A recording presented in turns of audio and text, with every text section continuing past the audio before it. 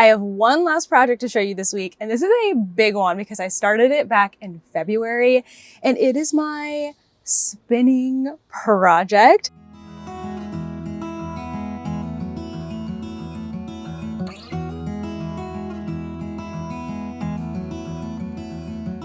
Hey everyone, it's Natalie, also known as Nitty Natty. Welcome to episode 280 of the Love and Stitches podcast. We are back on the road. As you can see, I am in the van right now. Obviously, you can't really see outside, so I'll just paint a picture for you. We are in London, Ontario, back on our Canada road trip, and we are in the Planet Fitness parking lot. Kent's inside at the gym. I just got out. I just took a shower. That's why my hair is wet.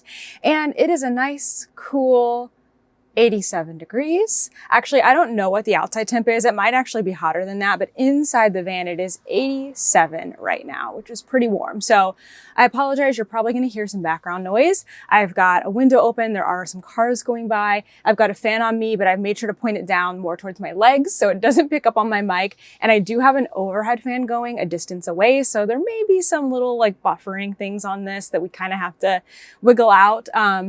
But we're not turning on our AC right now because we're playing this not so fun game, I guess fun game, that's like, do you want to be hot during the day or hot at night? And I choose to be comfortable when we are sleeping, so we are reserving all of our battery power to run our AC at night, and when my cute little toaster, he's here with me, is alone. So that was a lot of like background to what's going on here today.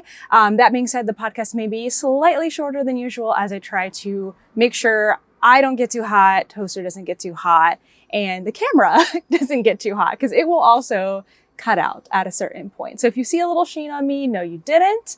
And let's get into the projects.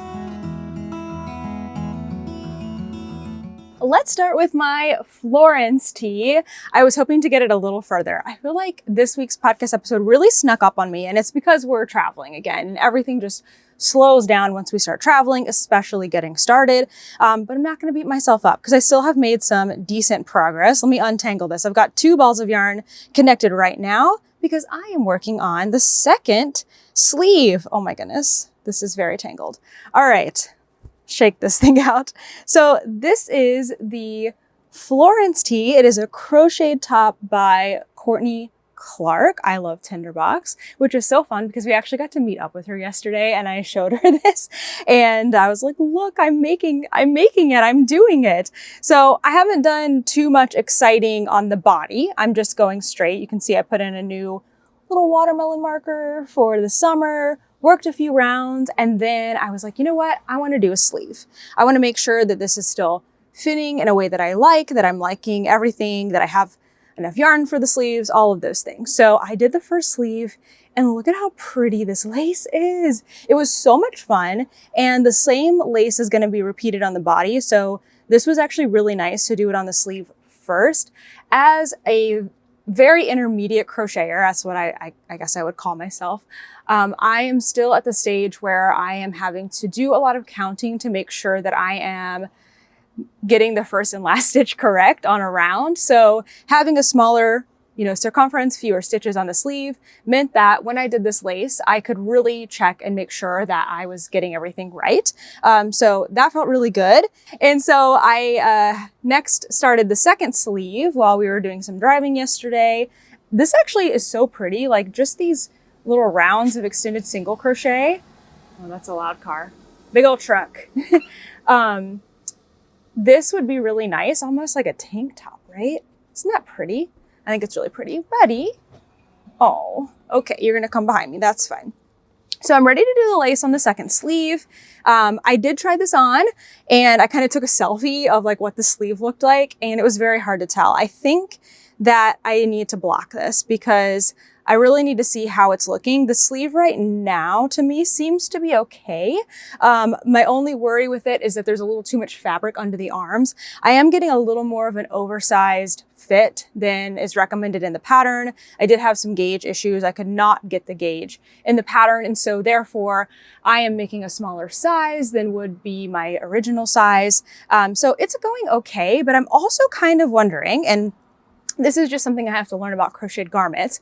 I know in a knitted garment that I like usually a circumference of about 40 inches. I have a 35 to 36 inch bust depending on the day and time of the month.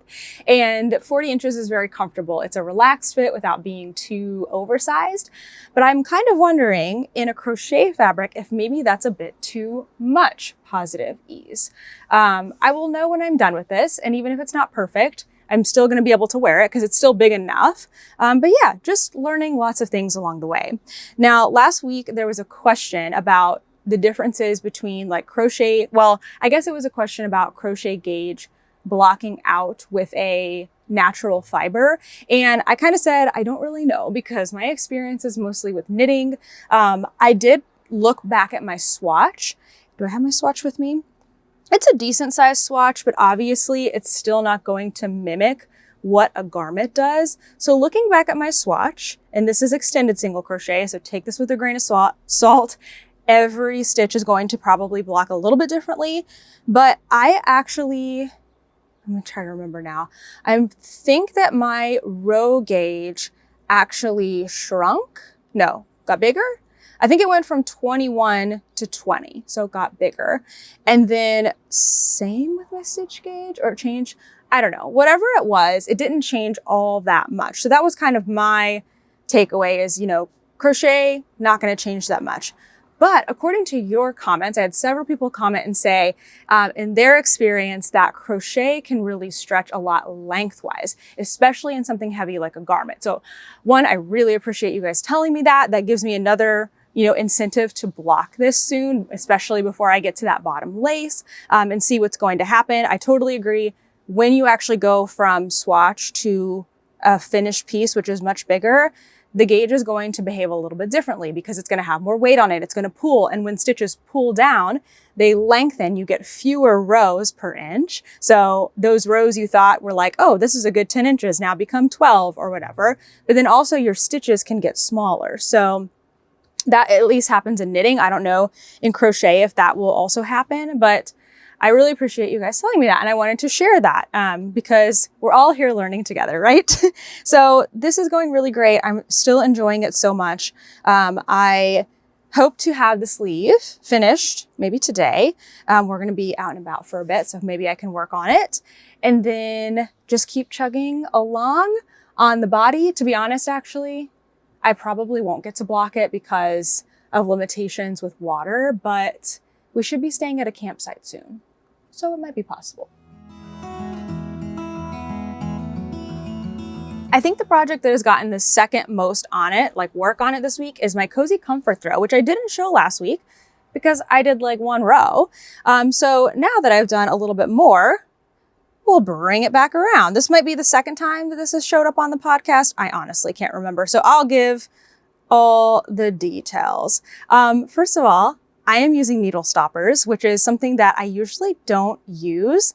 But I got these really cute Canadian flag ones and it just feels so fun to use it in Canada. This is not my Canada blanket. It would be so fun to use them on my Canada blanket, but that's a crochet project and I don't need end stoppers on that. So I am using it on this project. So this is the Cozy Comfort Throw.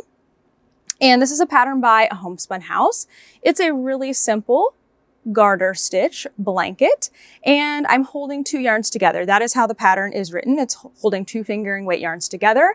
I think the way that it is originally written is for 24 mini skeins. So a typical December advent or countdown, held with a neutral. So one color remains the same throughout, and then you change through your 24 mini skeins. The way that I'm doing it is I actually wound all of my yarns, all of my mini skeins into giant cakes, and I'm pulling from the outside because this is a pretty big cake. That way it doesn't collapse in the center. And when I was winding it up, I went ahead and joined all of the ends with the Russian join. And so far, so good. I'll kind of show you what that looks like. I think we talked a little bit about that last time I showed it. So this is going to be a tail I will cut actually. That's just like the extra end on it. And then that one right there, you can't really see it. That one was already pretty short. So the row I think that the Russian join is in is like right here. And I really don't think you can tell. Basically, the Russian join links your two yarns together, and then you take each tail and you kind of pierce the strand of yarn. And so it ends up being a double layer, but like not too thick.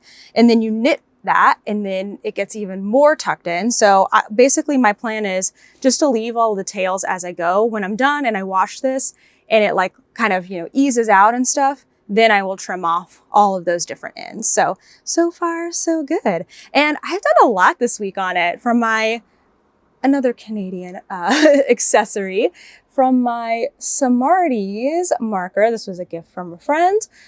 Smarties are like M&Ms. I haven't had any yet. I like the peanut or peanut butter filled M&Ms, but it's not my favorite candy. And I think these are just like the regular M&Ms. So maybe I'll try them if somebody has them, but I'm probably not going to go out of my way to get them. But the box is so cute and the marker is so cute. So I've done quite a lot this week. I went from color 2 to color 3, and I believe I've just gotten into color 4. Of course, they are blending together decently. I mean, you can definitely see the striping, but blending together pretty good because the neutral that I am using is this, very neutrally. So this yarn and the countdown are both from the Little Wolf Knits. This is actually a 31-day countdown, so I'm gonna have a much longer blanket. I did add some stitches. I think I added 15 stitches when I cast it on. So I'm gonna have a longer blanket. But this was really good this week for me to kind of see how long it takes to add in a stripe. So I went to 2 movies, and that's the only time, aside from maybe a handful of rows, that I worked on this. So let's just say 1 stripe, so 1 mini skein, is 1, 2, 3, 4, 5, 6, 7, 8, 9-ish. So probably like 17 or 18 rows. I was just counting the garter ridges. So 17 or 18 rows eats up a mini skein. And that probably took me about 2 movies, 2 pretty long movies, because we went and saw F1 and then we saw the newest Jurassic World. Both I did like a lot. I love Jurassic World, so I like that one a little bit more. I think Kent said he liked the F1 movie better. Anyway, so that was probably 5 hours of knitting time. So let's just say 5 hours per stripe. That's kind of good for me to know, because in a typical week, I don't know how much I'm going to work on this. This is just kind of a background project. I wanted something that was going to be super simple while we're traveling, something I can just grab and go, great for the movies, great for, the end of the day when you're just really tired, maybe great for driving sometimes. A little hard to work on a blanket when Toaster's in my lap. I usually need something a little bit smaller, but something I can do in the dark, something that's easy. So I do want to get this done eventually. I'm not putting pressure on myself to finish it by the end of our trip, but keeping that in mind, 5 hours, like it wouldn't be slow for me to only have 1 stripe a week, right? So that might be my goal. Like, let's get through 1 mini skein a week and kind of see if I can, push on it in different parts. Yeah.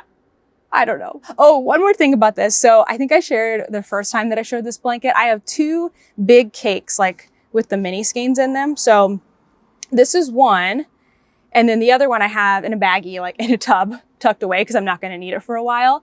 And I had a Ziploc bag that said days 1 through 13. And I started my blanket and I was cleaning stuff up, and I found the bag with the other cake in it that said days 1 through 13. And I was like, did I just start my blanket with the last day instead of the first day? Or actually, I guess it would be the middle day, because I would have wound it up so that day 1 was on the outside, and then 13 would be in the middle, and then 14 would be on the outside, and 31 would be in the middle. So I was like, did I just start in the completely wrong place? And then I thought, no, maybe I took the original cake out of the day 1 through 13, started, and then put the second one away in that bag just to reuse the bag. And I was like, well, there's one way to find out. I'm at Brianna's house. She's the one who did the countdown. She still has the countdown. Let me walk downstairs and look at her mini skein day 1. And I am pretty sure that, oh, actually, you know what? Maybe I didn't look good enough, because now I'm thinking it was a darker color. I'm maybe sure that it is this color. Like, I'm pretty sure that I did start this in the middle instead of at the beginning. Either way, it doesn't matter. I'm not starting it over. All the colors are going to look beautiful. They're not a fade, so it doesn't really matter. But I just thought that was hilarious that, like, I did all this work to get it skeined up, and then I just totally started in the wrong place. So, oh well, pay attention to your notes, people. Pay attention to your notes. The other project that I've been working on this week is my Vanilla is the New black socks, and I have done a good amount on these. So this is sock number 2. It's in So Happy Jane Huckleberry Sunday, which is one of our sock week colors. I think there are just a few more of this colorway left. And from my cute little ice cream sandwich, that's actually another sock week item. Oh, there we go. So cute. So I finished up the leg, and I worked through the entire heel, did the heel turn, and I've just started on the foot. So I am very happy with that. I love this heel. This is it's a strong heel. It's a version of the strong heel, but it is specifically in the pattern Vanilla is the New Black by Anne Fletcher. And it is the 4th pair of socks I think that I've worked this way. So hopefully this next week I can finish up the foot. I added in one of the mini skein colors here. There's actually 2 mini skeins that come with this set. So it's these 2 colors, but I really liked this kind of like raspberry color. So that's the one that I chose to add in. So hopefully I can get these socks finished because sock week is coming up so soon. I don't need to finish all of my socks for sock week, but I do want to see how many I can get through, and I'm trying to behave and do like one at a time. So I want to finish that one first. And then once I finish that one, I am going to cast on another pair. So in the Love and Stitches membership, we are doing the month of heels to kind of go along with sock week. So we're trying out different heels, kind of encouraging each other. So each week is a new heel. So this first week of July is the strong heel or the Fleegle heel. And next week is going to be the Afterthought heel. So once I get that sock done, I need to start prepping for the Afterthought heel. So I think what I will do is our really fun self-striping yarn for sock week. This one is from Polka Dot Creek. They are in Canada, so even more fun to kind of theme it to where I'm at. It's got a waffle cone mini, and then this is called Banana Split. It's really cute. It's got, I think, 4 stripes. So it has red, brown, a really light yellow. It's hard to tell on camera, but it's a light yellow, and then sort of like a speckled pink and red stripe. And so I think that'll be perfect. So I can start, maybe do cuffs, and then work a leg, and then I can insert the heel with this. I think that will be really, really fun. So that's what's coming up next for me for socks. And then, yeah, just one at a time from there.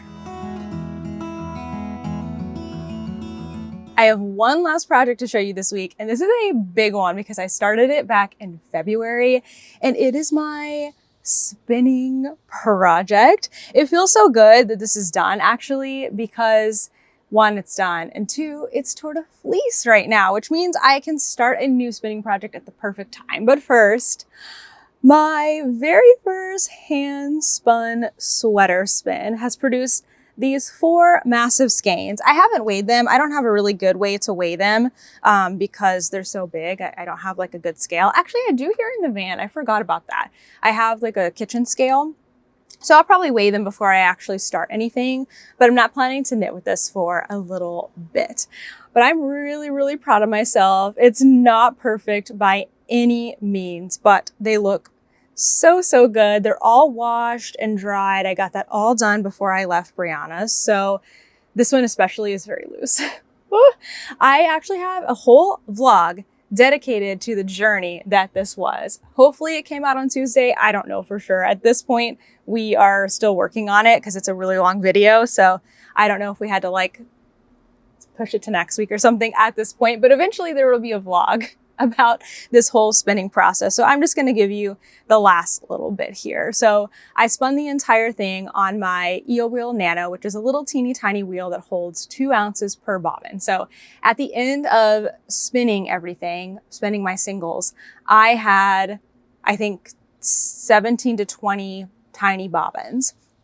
I started to ply on the same spinning wheel, and it was going pretty well for a while, and then eventually things really slowed down. I still haven't figured out yet if it was just because I was speeding up because I was getting more comfortable and therefore my machine couldn't keep up, or if something is going on with my machine and I need to do a little like taking things apart, replacing things. I don't really know just yet, but I was starting to get pretty frustrated. And I was at my friend Brianna's, and she said, you know what? I just finished plying something.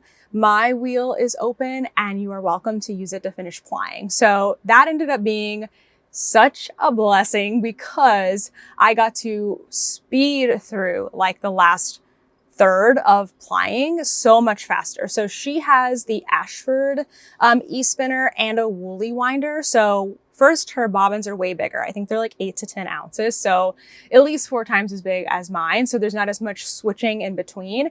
And then she has the woolly winder, which is this really awesome flyer that moves your, like where your yarn is feeding onto the bobbin for you so that you don't have to stop spinning, adjust your hook so that it starts to wrap around a different part of the bobbin. So basically, once you get set up, you just go. You just hold your hands mostly in place and just let it ply everything for you. There's definitely a learning curve for me. So there's pieces of this that are really, really loosely spun because or loosely plied because I was really struggling. And there's parts that are like over applied, but you know what? At the end of the day, once I washed it, things look a lot better. They're not perfect. I'm not aiming for perfect. So yeah, all in all, it's pretty good. So I'm so happy with that. I am, so let's see, I'm trying to do only one sweater at a time. I do have a lot of projects going right now, but trying to reduce things. So since I have my Florence Tee going on, that is my garment for right now. And then I have another garment lined up. I want to make the Avenue Tee. Again, we're still going to be in hot weather. Hopefully when I finish the Florence Tee, I can make the Avenue Tee. I'll have something else to wear this year. And then after that, I do want to get this wound up. And I think I'm going to make a traveler crew. I love my traveler hoodie, but this yarn is going to be pretty wild. So I think a traveler crew would be really nice. I'm still thinking about that. I also don't know about the weight of this. I need to like swatch it up and everything. So that's all coming down the line. For now, I'm just going to be like enjoying the moment of it being finished. So it is Tour de Fleece. Tour de Fleece aligns with dates of Tour de France, and it is a spinning challenge. I think basically you're just supposed to spin every day or set your own challenge. Honestly, I still don't really know. I said that last week and I haven't done any more research on it. So please do your own research, but I'm just going to approach it this year as trying to spin, while we're on the road. It hasn't happened yet. It did start on July 5th. Today, I think is July 7th. So I haven't gotten to do any spinning yet. And with it being hot and us not staying at a campsite, I don't see myself doing any spinning because spinning while hot with your fingers kind of swollen and sweaty just doesn't sound appealing to me. But we will be staying at a campsite, I think tomorrow night, Tuesday night, Wednesday night, Thursday night, Friday night. Yeah. So wait. Monday, Tuesday for the next 4 nights. So maybe I can get my spinning wheel out at that point because we'll be able to turn on our air conditioning and it will be nice and cool in here. So I am thinking about which of the fiber that I currently have that I want to start spinning on. So I'd love to show that to you. Let me just pull it all out real quickly. Do all the crinkling at one time. Okay, so my first option is I have some Rollags that Brianna made me. I've never spun with Rollags before, but they are pink and I like them very much. So that is an option. Another option is a bat that I got in Nova Scotia, I think. Yeah, I think I got this in Nova Scotia. And I've also never spun with a bat before. So I feel like both with the Rollags and the bat, it will be more about experience and learning than really making a beautiful yarn, but it will be fun nonetheless. So those are 2 options. And then the other thing I have is just a simple braid. I think this is Corriedale. I got this in a class that I took with Jillian Moreno, and this is not even a full 4 ounces. So it's probably not going to make something. I do have some little guys to pair it with. So I don't know what I'm going to do. I think it's possible I could do more than one during Tour de Fleece because it does go through almost the end of the month. So I'm leaning towards right now starting with this. Even though it doesn't excite me the most, it is going to be the most familiar. And I think that might be nice after such a big spin. I haven't actually done any spinning. I've only done plying for like the last 2 or 3 months. So getting back into spinning is going to be a learning curve in itself. So doing something that I'm already familiar with, some comb top, I think would be really, really good. And then maybe I'll start exploring with these two. I honestly feel like if I do produce something nice enough, that these two could go together. I don't know in what way, but it's possible. So let me know what you think. Also, if you have any resources for spinning with Rollags or bats, I would love that. Obviously, I'm gonna go do some of my own searching and try to watch some videos and stuff. But if you have anyone you like to follow for that, please let me know. Thank you so much to Factor for sponsoring today's video. It's summertime, and let's face it, you don't want to be heating up your oven every night. And you know those weeks when you're about to leave for a trip, so you don't really want to do a full grocery store shop, but you also don't want to spend money on takeout? Well, Factor has the solution. Factor's fresh, never frozen meals are delivered right to your door and provide a delicious and easy option for those in between weeks. All you have to do is heat for 2 minutes, and then you have a delicious meal ready to go. Factor has 35 weekly meals and lots of different options like protein focus, keto, vegan, and veggie, plus lots of delicious add-ons. I especially love their juice when it's this hot outside. Today I'm having the ginger teriyaki salmon, which comes with cabbage, forbidden rice, and roasted sesame green beans. If you're looking to take the stress out of meal planning this summer, head to factor75.com and use my code 50natty to take 50% off plus free shipping on your first Factor box. That's code 50natty at factor75.com to get 50% off plus free shipping on your first box. Oh my God, the rice is so good. Here, you have to try it. Let's get into our questions for this week. So every week I am looking back at the previous episode, sometimes 2 episodes back, and I am looking for questions that you have asked to answer here on the episode. So if you want to ask me a question that you want to get answered like in video form, just put it down below in the comments, but please put this in front of it. Put #question. It just helps me identify the questions really, really easily, and that way I can find them and answer them in the next episode. So today we're going to start with a question from Roos7631. Any tips about moths? Oh, I forgot to say this too. Some of the questions today I do not know the answer to. So as always, I really appreciate when all of you chime in and help answer these questions or help correct me when I say the wrong thing or anything like that, because the community is better when we help each other get better. So I am going to rely on some of you for answering these questions today, and starting with this one about moths, because I don't know the answer to this question. So I have heard different things about people preventing like moths or any other kind of bugs from getting into their wool. So one thing that I've heard is, just keeping things sealed up tight. I think plastic bags over like any tubs is better, because bugs are small and they can fit into really small places. I think there's a certain type of bag that's actually made to deter any kind of animal or any kind of like bug as well, but I can't remember what those are called. Somebody had told me about it not too long ago, but now I'm blanking on what that is. I know there's different kinds of like natural things like maybe cedar, or you can also purchase mothballs. There's all kinds of different things, but I do want to say, if you are not in an area where you get a lot of bugs, or an area that has the kind of moth that actually eats those fibers, you don't need to overstress about it. I have kept my stash out in the open for most of the time that I've had a stash. And I think just having things out in the open and like having a lot of turnover on them, refreshing them a lot, can also be a preventative for any kind of critter. Because one, you're seeing it a lot, it's getting a lot of air, so that can be really good. When you are storing something away, I think that's when you have to be more cautious, because something could get in there that you're not going to see for a long time. There's something else I feel like I was going to share. I can't remember. So yeah, hopefully we have some people that have some really good advice here, and I would take advice from them, because this is not something that I have experience with.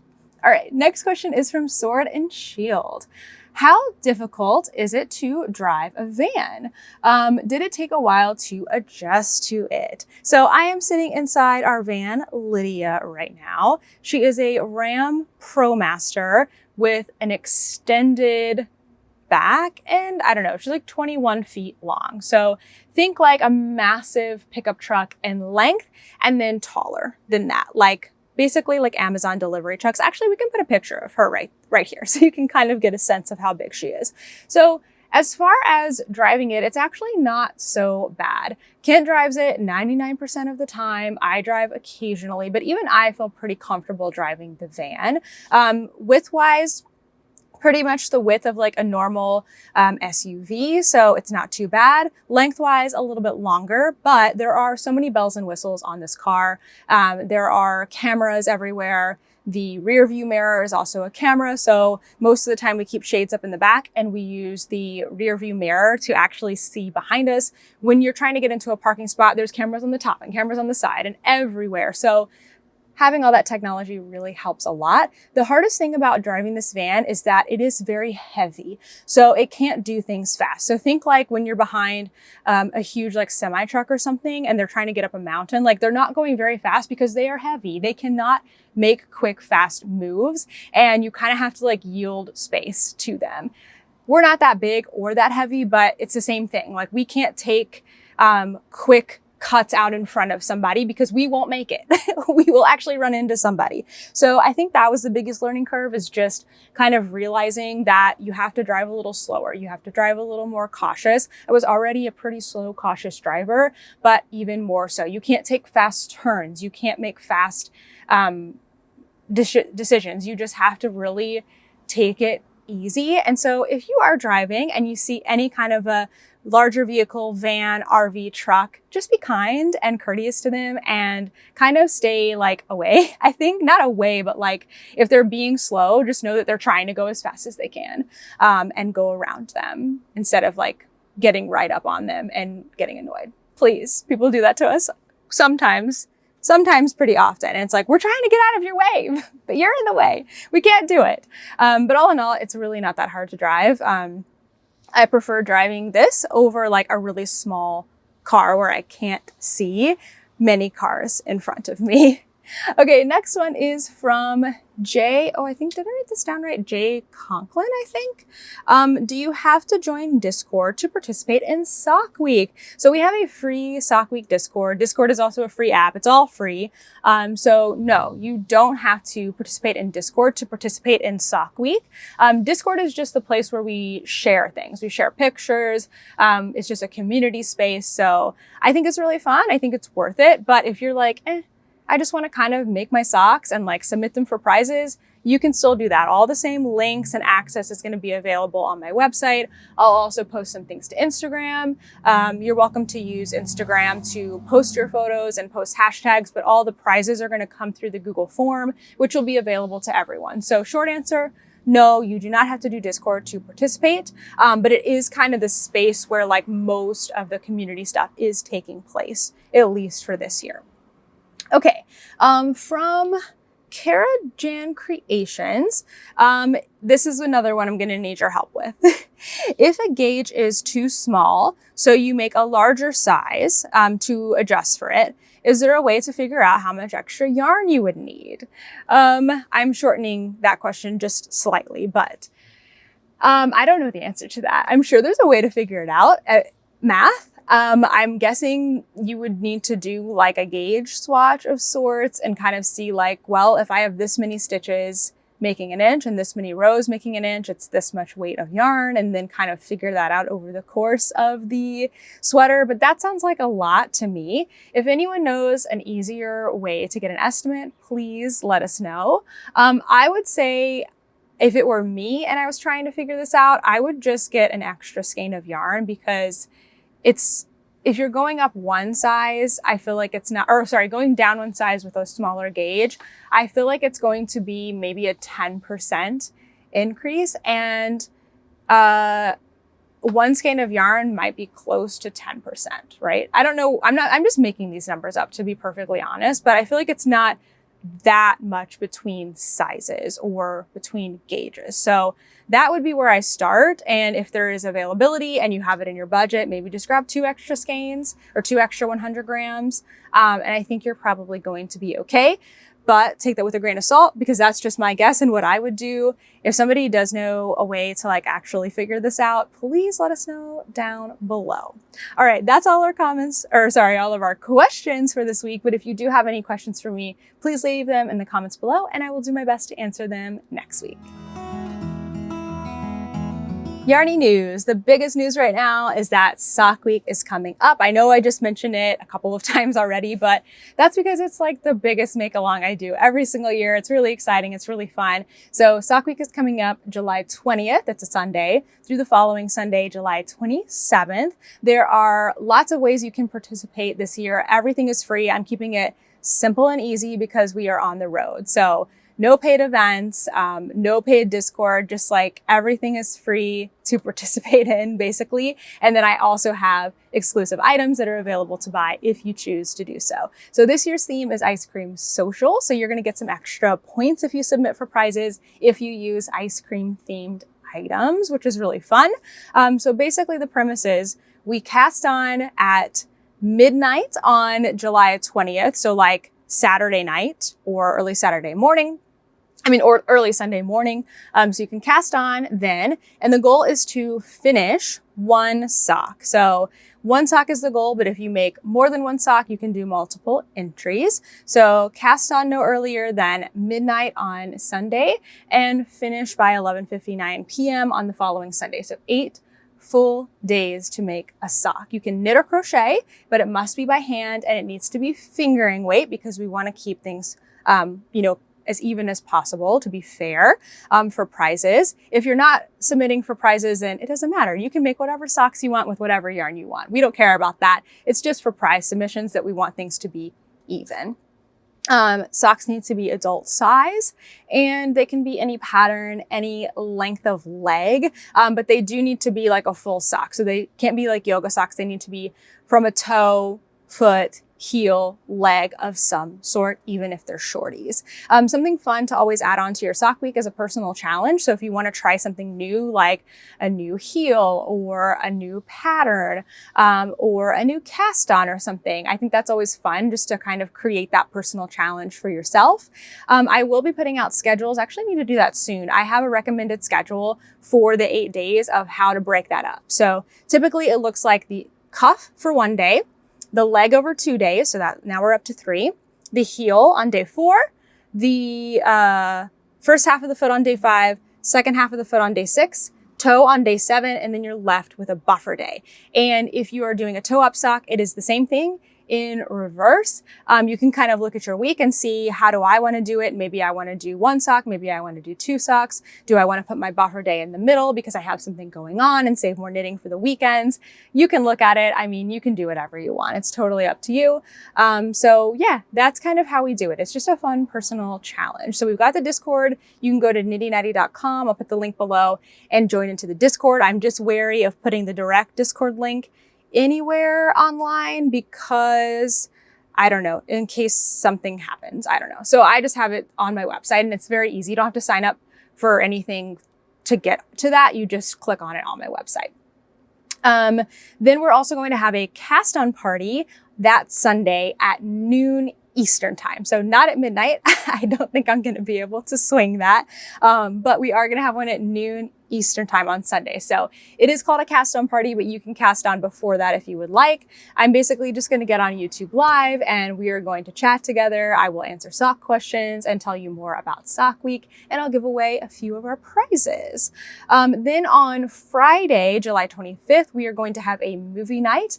In the Discord, we're going to vote on the platform. It will be either Netflix or Disney Plus because those are the most reliable through, my gosh, what is it called? Teleparty. We use Teleparty to watch the movies. So basically what that means is if you have the platform, and you download Teleparty, which is free. You're able to join in for the movie night. It puts the movie up. I send out a link. You put the movie up. I'm the only one who can play and pause it so that we all start at the same time. And then there's a chat on the side, which is very fun. I enjoy it very much. So we'll figure out the movie and the platform together, but that movie night is going to be on Friday, July 25th at 8 p.m. Eastern time. For Love and Stitches members, we are also having an additional event on Zoom. We're going to have a sockathon on Saturday, July 26th from 3 to 8 p.m. Eastern time, and that will be through our membership Zoom.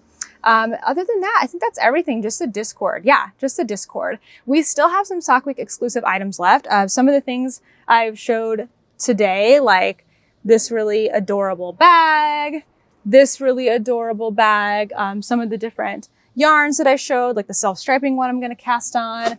We got lots of stuff. I think each shop has limited items left, but I think everyone has at least something except for maybe one yarn. So go to knittydatty.com and you can see what is still available. But I hope to see you for Sock Week, and let me know if you have any questions about it. I'm absolutely covered in sweat, but I'm doing better than I thought. And we've made it to the final section, the life highlights. So, whew, we did it, guys. I hope you're sitting in a nice, cool, air-conditioned room and not like this. Or maybe it's nice outside where you are right now. I'm really looking forward to cooler weather.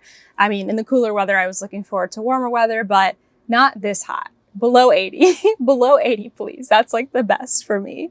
Okay, let's talk about this week. We started out the week in New Jersey. On Monday, we drove back up to Pennsylvania to our friends Brianna and Michael, where we had left our van and the rest of our things. And we started getting ready to head back out on our Canada trip. So right now we're in the middle of a trip, visiting all 10 provinces in Canada and traveling along the Trans-Canada Highway. So when we started, we came into Ontario, where we are now, but in Ottawa, and we went east and we covered 5 provinces east. So we were in Ontario, but I'm not going to count that because we're kind of doing more now. We went to Quebec, we went to New Brunswick, Nova Scotia, Prince Edward Island, and Newfoundland. And then we came back into the US for a little bit. It was supposed to be a week, and it ended up being 2.5 weeks, I think, because we needed to get some repair done on our van. That ended up being actually not really a big deal. We thought we were going to need a new transmission. Turns out we didn't. We just needed to take our skid plate off and everything is fine. So we got our van back and we were like, we're not ready to leave yet. We stayed with friends in New Jersey, stayed with our friends in PA for a little longer. And then now we are finally back on the road. And we are going to be doing Ontario. We're mostly staying in the Toronto area and like surrounding suburbs. And I guess London is probably not a suburb. It's like 2 hours from Toronto, but yeah, sort of that area. We're going to go into Toronto this week. It'll be really fun. And then we're going to head west and we are going to go to Winnipeg next. And from there, I don't really know. I think we're going to do Manitoba and Saskatchewan, and then we need to be in Seattle for Flock in August. So we're going to do that, and then we're going to finish out with British Columbia and Alberta after Seattle. So our trip is kind of has an indefinite end at this point, especially with a little bit of a delay. So we're just figuring it out as we go. And I have to say, I'm not going to hate delaying things a little bit, because when the weather is hot, it is really hard to travel, because we were having to do things like today where we used our air conditioning last night and our battery in our van is now down to 40%. And we are not driving that much today. Driving charges it up, or going to a campsite charges it up. So that means pretty much all day we don't want to use our air conditioning because we want to save it for the nighttime. And then we'll get a campsite tomorrow. So yeah, it is just a little bit harder to travel when it's hot outside. When it's cool outside, it's wonderful because you can just stay, parked in the Planet Fitness parking lot. Kent goes in and takes like a nice long time at the gym. I stay in here and work. Windows are open or not, and it's beautiful and nice. But like at this point, like I just took a shower and I'm like I said, already sweaty. So it gets a little bit tougher when it is hot. I'm not trying to complain. I just forget every time that this happens. So I'm like, yeah, I forgot that it's a lot harder to travel when it's warm outside. In some ways, easier, right? Because no snow on the road. So anyway, we're kind of playing that like heat waiting game of like, don't go too fast, don't go too far, but also we need to drive to like charge up our battery for air conditioning. Anyway, what have we done this week other than that? Not that much that's exciting. We did get into Canada yesterday, and our first stop was Niagara Falls.